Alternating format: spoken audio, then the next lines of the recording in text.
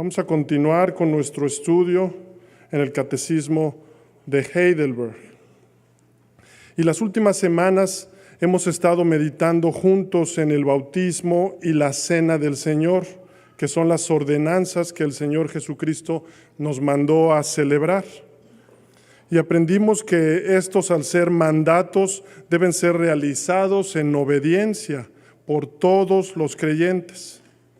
Y vimos que estos, además de ser memoriales y señales, son medios de gracia, ya que nos recuerdan y confirman la salvación recibida por Cristo y nos recuerdan y confirman la unión espiritual que tenemos con Él. Y de esta manera somos llevados a un mayor fortalecimiento en nuestra fe y cada vez más a un mayor compromiso hacia Él, así como a un mayor compromiso entre los miembros mutuamente. Por lo que en la pregunta 82 vimos que es a la Iglesia a quien se le da la responsabilidad de salvaguardar el pacto para que no sea profanado, no admitiendo a la cena a los infieles e impíos, es decir, aquellos que con su testimonio y vida rechazan al Señor Jesucristo. Y a esta responsabilidad encomendada a la Iglesia, Cristo la llamó con estas palabras: y a ti te daré las llaves del reino de los cielos. Mateo 16, 19. Por lo que el día de hoy el Catecismo nos ayudará a profundizar en esta tarea o responsabilidad que ha sido tan descuidada por la Iglesia. La doctrina hermosa del poder de las llaves del reino de los cielos. Pregunta número 83. ¿Qué son las llaves del reino de los cielos? Respuesta: la predicación del Santo Evangelio y la disciplina eclesiástica. Mediante estas dos se abre el reino de los cielos a los creyentes y se cierra a los incrédulos. Hermanos, Cristo habló seriamente con sus discípulos el asunto de entrar al cielo, y Él fue quien les dio autoridad al respecto.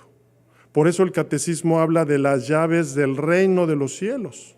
Esto lo vemos en Mateo 16, cuando Cristo le dijo a Pedro, después de que Pedro lo reconociera como su Salvador y el Hijo de Dios, Él le dijo que sobre esa declaración de fe en Cristo como la roca, Cristo, la roca, edificaría su iglesia y que a ella, a la iglesia, le daría las llaves del reino.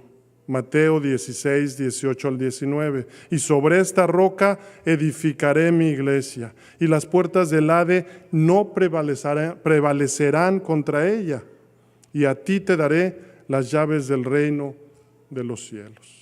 Y más adelante, hablando del mismo tema, a sus discípulos les dijo en Mateo 18:3, y dijo: de cierto os digo que si no os volvéis y os hacéis como niños, no entraréis en el reino de los cielos.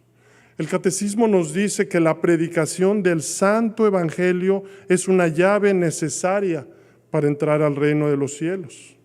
En otras palabras, que la predicación de las buenas noticias de que Dios envió a su único Hijo, quien se hizo carne y dio su vida en sacrificio para el perdón de los pecados de todo aquel que se arrepiente y crea en Él, es la llave para la entrada al reino de los cielos.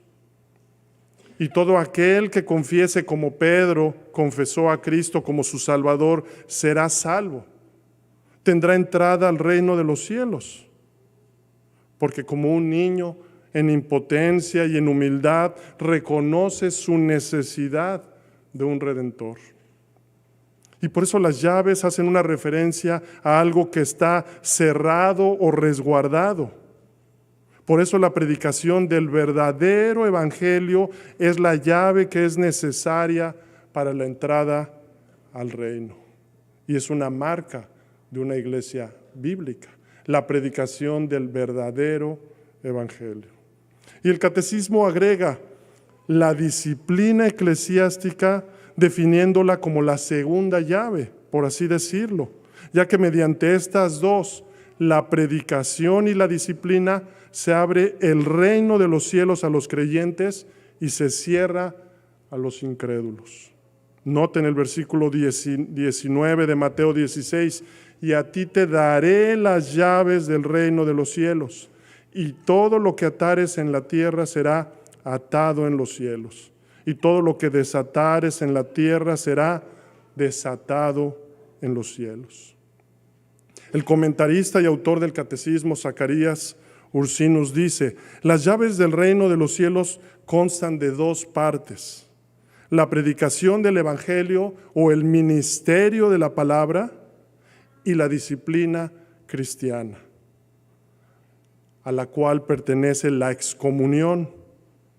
Por estos dos, la iglesia se abre y se cierra, se ata y se desata. La iglesia abre el cielo y lo desata. Pregunta número 84. ¿Cómo se abre y se cierra el reino de los cielos a través de la predicación del Santo Evangelio? Respuesta: de esta manera, en conformidad al mandamiento de Cristo, a todos y cada uno de los creyentes se les declara y testifica públicamente que en el instante en que reciben la promesa del Evangelio por medio de la fe verdadera, Dios realmente les perdona todos los pecados por causa de los méritos de Cristo. Hasta ahí, mis hermanos. El Catecismo nos dice que el reino se abre cuando públicamente es anunciado y testificado a todos los fieles en general y a cada uno, que todos los pecados les son perdonados por Dios, por los méritos de Cristo, en el preciso instante en que abrazan con verdadera fe la promesa del Evangelio. En otras palabras, se abre y se desata cuando el Evangelio declara y da testimonio a los creyentes del perdón de los pecados y de la gracia de Dios por causa de los méritos de Cristo. Y el Catecismo continúa diciendo: por el contrario, a todos los incrédulos e hipócritas se les declara y testifica que están expuestos a la ira de Dios y a la condenación eterna, mientras sigan sin convertirse, y que Dios los juzgará tanto en esta vida como en la porvenir, según este testimonio del Evangelio. Ahora el Catecismo dice que por el contrario se cierra a todos los infieles e hipócritas cuando se les anuncia que la ira de Dios y la condenación eterna caerá sobre ellos mientras no se arrepientan y perseveren en su maldad, despreciando la oferta de perdón de pecados en Cristo, el sacrificio único, una vez y para siempre.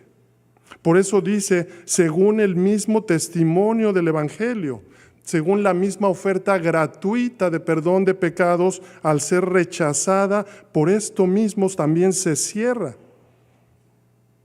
Y agrega, ya que Dios juzgará así en esta vida como en la otra. Mateo 16, 19, y a ti te daré las llaves del reino de los cielos, y todo lo que atares en la tierra será atado en los cielos, y todo lo que desatares en la tierra será desatado en los cielos.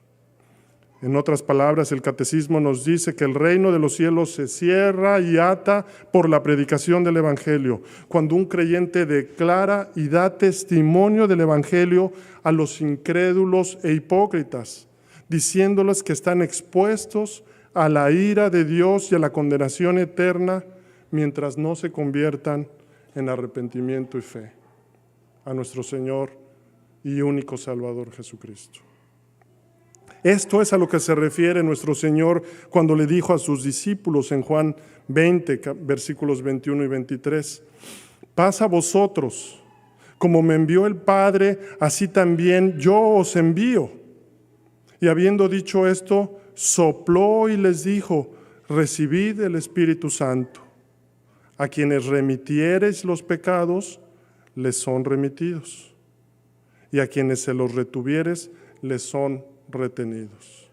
En otras palabras, a quienes perdonares los pecados les son perdonados, y a quienes se los retuvieras les serán retenidos. Jesús los envió en el poder del Espíritu Santo a predicar el Evangelio.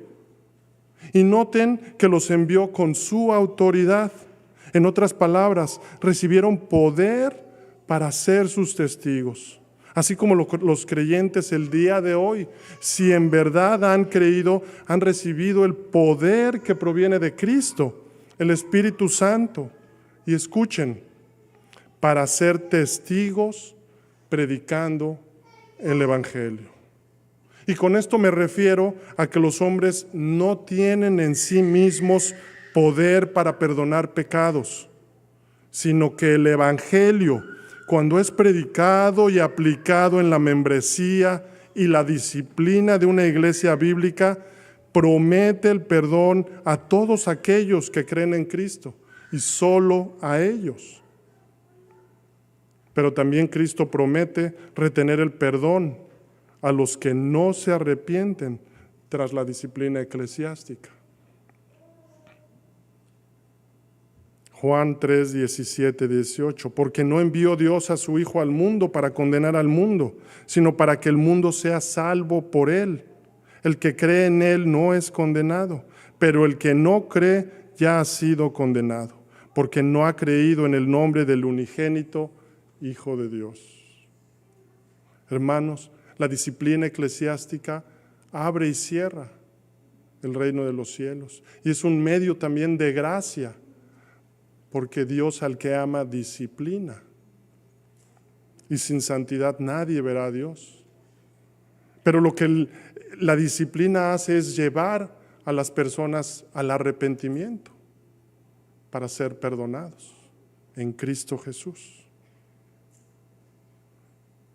Así que aún ahí podemos ver la gracia de Dios al dar a la iglesia las llaves del reino para llevar a cabo bíblicamente la disciplina eclesiástica, para bendecir a su pueblo. Pregunta número 85. ¿Cómo se abre y se cierra el reino de los cielos a través de la disciplina eclesiástica? Respuesta. Así cuando aquellos que llamándose cristianos mantienen doctrinas o prácticas inconsistentes con su profesión y se niegan a renunciar a sus errores y vidas impías, aún luego de haber sido amonestados fraternalmente, muchas veces entonces, según Cristo lo ha ordenado, son denunciados a la iglesia o a los que han sido nombrados por ella. Si tales personas menosprecian la reprensión de la iglesia o sus oficiales, se les prohíbe el uso de los sacramentos. De esta forma quedan excluidos de la iglesia cristiana y Dios mismo los excluye del reino de Cristo. Hasta ahí. El catecismo nos dice que se cierra y ata el reino en la disciplina eclesiástica, cuando aquellos que llamándose cristianos se muestran en doctrina o en su vida alejados de Cristo, y que después de haber sido en gracia amonestados varias veces, no quieren apartarse de sus errores o maldades. Entonces estos, según el mandato de Cristo, deben ser denunciados a la iglesia o a los ministros que han sido nombrados por ella. Y así, y si los ofensores, no obedecen la amonestación de estos o la menosprecian, entonces, por la prohibición de los sacramentos, son expulsados de la congregación cristiana y por el mismo Dios son excluidos del reino de Cristo. En otras palabras, el catecismo nos dice que el reino de los cielos se cierra y ata por la disciplina cristiana. Así como ya nos dijo que también por medio de la predicación del Evangelio, ahora es por la disciplina cristiana, cuando excomulga a los ofensores malvados y obstinados, o les prohíbe el uso de los sacramentos por los cuales son excluidos de la iglesia cristiana y por Dios mismo del reino de Cristo. Primera de Corintios, capítulo 5, versículo 4 y 5. En el nombre de nuestro Señor Jesucristo, reunidos vosotros y mi espíritu, con el poder de nuestro Señor Jesucristo, el tal sea entregado a Satanás para destrucción de la carne, a fin de que el espíritu sea salvo en el día del Señor Jesús. A la iglesia se le han dado las llaves del reino y tiene la responsabilidad de ejercer la disciplina eclesiástica y prohibir los sacramentos, evitando su profanación y el juicio sobre la iglesia. Pero también algo que se nos olvida con frecuencia es que como parte de la disciplina eclesiástica, la iglesia toda debe evitar comunión con el ofensor buscando el arrepentimiento. Y esto, mis hermanos, es una muestra de amor a la persona, pues se trata de su alma. Y esto se hace, repito, en gracia, buscando el arrepentimiento, y se hace como parte de la disciplina y testimonio para la gloria de Dios, evitando con estas acciones que el sacramento sea profanado y el nombre de nuestro Señor sea blasfemado. Primera de Corintios, capítulo 5, versículo 11. Más bien os escribí que no os juntéis con ninguno que llamándose hermano fuere fornicario o avaro o idólatra o maldiciente o borracho o ladrón. Con el tal ni aun comáis. Por eso el catecismo agrega que es necesario llevar a cabo la disciplina en conjunto, toda la iglesia.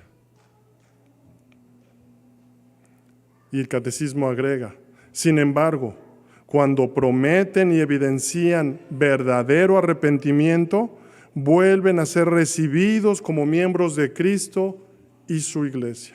En otras palabras, agrega que nuevamente se abre y se desata cuando otra vez son recibidos como miembros de Cristo y de su iglesia, cuando tras arrepentirse prometen y enmiendan y lo demuestran por sus obras.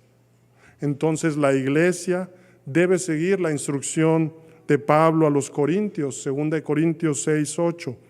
Le basta a tal persona esta reprensión hecha por muchos.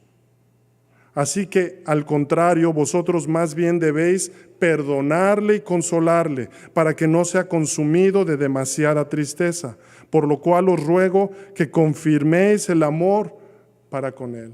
Es decir, que la persona, tras arrepentirse y los hermanos haber practicado la disciplina eclesiástica, aún evitando la comunión con este hermano como una muestra del desacuerdo en la forma en la que está viviendo este hermano impíamente o infielmente, esto debe ser, y Dios lo utiliza como una reprensión y una disciplina para este hermano que pudiera estar manifestando una vida impía.